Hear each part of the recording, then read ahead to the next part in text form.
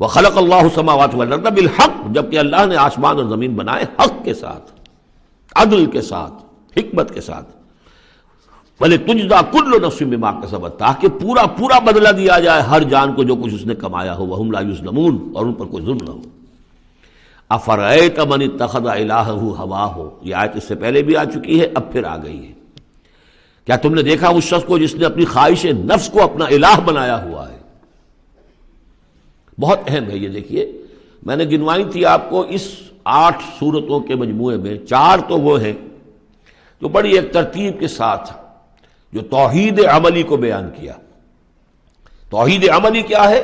اللہ کی بندگی، اپنی اطاعت کو اس کو خالص کرتے ہوئے، صرف اسی کی اطاعت، اس کی اطاعت سے منہ موڑ کر کسی اور کی اطاعت یا مخلوق میں سے کسی کی اطاعت ایسے معاملے میں جس میں خالق کی پھر معصیت لازم آ رہی ہے، یہ شرک ہے۔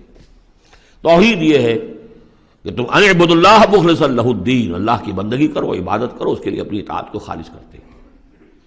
اسی کا ایک داخلی رخ ہے، دعا اللہ سے کرو لیکن مخلصین لہ الدین۔ پہلی بات سورہ زمر میں، دوسری سورہ مومن میں۔ اب اللہ ہی کی دعوت، توحید کی دعوت لوگوں تک پہنچاؤ۔ ومن احسن قولا ممن دعا الی اللہ وعمل صالحا وقال اننی من المسلمین، اور اس کا جو ذریعہ ہے، میڈیم ہے اس دعوت کا، وہ قرآن ہے۔ لہذا سورہ حمیم سجدہ میں 6 جگہ قرآن کی عظمت کا بیان، اور یہ کہ دعوت جو ہے اس کی مرکزی مضمون۔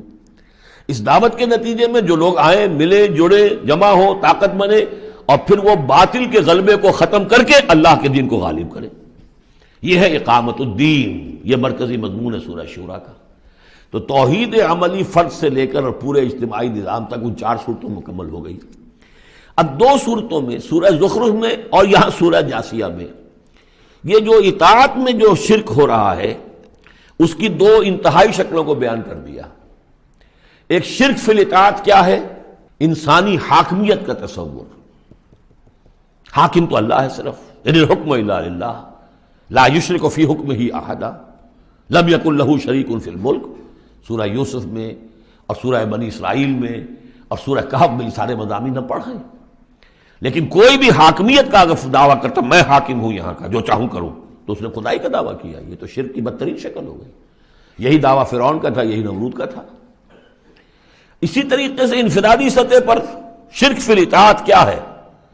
نفس آپ کا جو ہے اندر ایک تقاضا کرتا ہے مجھے اس وقت یہ چیز چاہیے،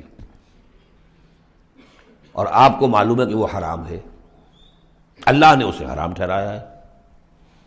نفس میں فرض کیجئے جنسی خواہش ابھری ہے، حلال ذریعہ اس وقت آپ کے پاس کوئی نہیں ہے، بیوی موجود نہیں ہے یا شادی نہیں ہوئی آپ کی، نفس زور لگا رہا ہے، آپ نے کوئی حرام راستہ اختیار کر لیا۔ کیا معنی ہوئے؟ کہ آپ نے نفس کی اطاعت کی ایک ایسے کام میں جو اللہ نے منع کیا ہوا ہے۔ تو آپ کا معبود کون ہوا؟ نفس۔ چاہے آپ لا الہ الا اللہ کا ورد کر رہے ہوں، لیکن اگر خواہش نفس کی اطاعت کر رہے ہیں اس چیز میں کہ جو اللہ نے حرام کر دی، ہاں خواہش نفس، بھوک لگی ہے کھاؤ، حلال چیز کھاؤ، بالکل جان پر بن گئی ہے تو ٹھیک ہے، صرف جان بچانے کے لیے حرام شے بھی کھا سکتے ہو، لیکن وہ جب کہ جان پر بن گئی، ورنہ نہیں، عام حالات میں نہیں۔ اب یہ کہ اللہ تعالیٰ نے جو بھی خواہش ہے، جنسی خواہش ہے، شادی کرو، نکاح کرو، لیکن حرام ذریعے سے نفس کا کوئی تقاضا پورا کیا تو اس کے معنی کیا ہوئے؟ تمہارا معبود اب نفس ہے۔ اس سے بھی آگے بڑھ کر حضور نے اس طرح واضح کر دیا، تعس عبد الدینار و عبد الدرہم، ہلاک ہو جائے درہم و دینار کا بندہ۔ کیا مطلب؟ یہ روپیہ پیسہ جسے ہم کہتے ہیں وہ وہاں درہم و دینار تھا۔ درہم و دینار کا بندہ کون ہے؟ جو درہم و دینار کی محبت میں اتنا مبتلا ہو گیا ہے کہ وہ یہ نہیں دیکھتا کہ میں حلال سے لے رہا ہوں یا حرام سے لے رہا ہوں۔ معلوم ہوا اس کا اصل معبود یہ دولت ہے، یہ روپیہ پیسہ ہے، یہ درہم و دینار ہے۔ نام تو عبد الرحمن رکھا ہوا اس نے اپنا یا اس کے والدین نے رکھا ہوگا، لیکن وہ ہے عبد الدینار، اس لیے کہ وہ تو دینار کی محبت میں وہ اللہ کے احکام کو توڑتا۔ تو یہ آیت اس اعتبار سے سورہ جاثیہ میں شرک فی الاطاعت کی انفرادی صورت، اور سورہ زخرف میں شرک فی الاطاعت اس کی جو بلند ترین شکل ہے ریاست کی سطح پر حاکمیت غیر اللہ، اللہ کے سوا کسی کی حاکمیت کا اقرار، ان دونوں کے مابین جو ہے اب فل ان دی گیپس اس میں مختلف جو ہیں وہ آپ خود بھی قیاس کر کے ان کو پر کر سکتے ہیں۔ افرأیت من اتخذ الہہ ہواہ واضلہ اللہ علی علم، کیا تم نے غور کیا اس شخص کی حالت پر کہ جس نے اپنی خواہش نفس کو اپنا معبود بنا رکھا ہے، اور اللہ نے اسے گمراہ کر دیا ہے اس کے علم کے باوجود۔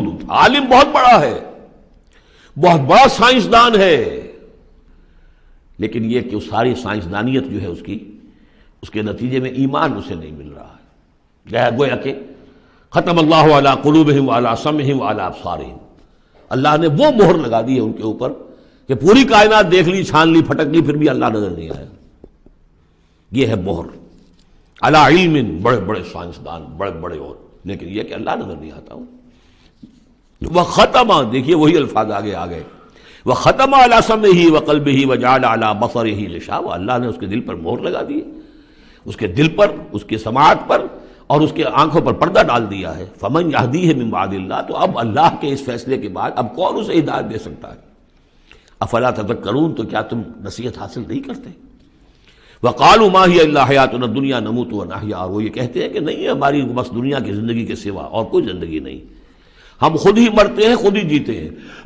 یہ ایک آیت میں یا ایک جملہ کہہ لیجئے یہاں پر پورا میٹیریلزم بھی ایک مذہب ہے کہ ہم کسی اور شے کو نہیں مانتے، میٹر ہی میٹر ہے، بس میٹر ہی کی صفات ہیں، پراپرٹیز آف دی میٹر ہیں، اس میٹر ہی کا انٹر ایکشن ہے، اسی سے کچھ چیز بدل گئی، ادھر ہو گئی ادھر ہو گئی، فزیکل اینڈ کیمیکل چینجز کے لاز ہیں، اس سے کائنات خود بخود چل رہی، کوئی چلانے والا نہیں، آپ ہی بنی تھی کوئی بنانے والا نہیں، اور چلتی رہے گی، اور ہم بھی اسی چکر کے اندر جیتے بھی ہیں مرتے بھی ہیں، نہ کوئی مارنے والا نہ جلانے والا، اور نہ پھر کوئی مرنے کے بعد اور زندگی۔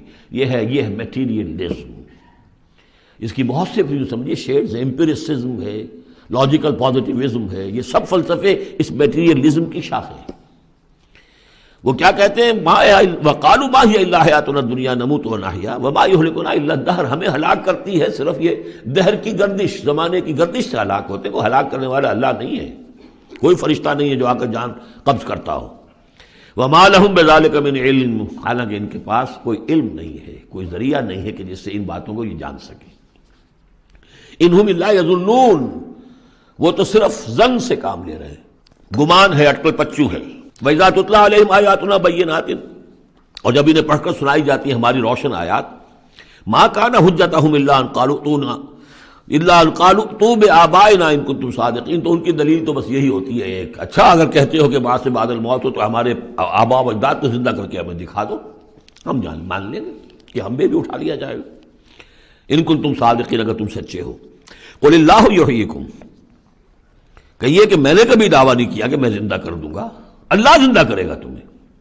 ثم یمیتکم ثم یحییکم، اسی نے تمہیں زندہ رکھا ہے اور اس نے تمہیں زندہ کیا ہے، پہلے بھی تم ایک، اب یہ جو حضرات آئے ہیں ان کی سمجھ میں یہ بات نہیں آئے گی کہ پہلے بھی ایک زندگی اور ایک موت ہم گزار کر اس دنیا میں آئے ہیں۔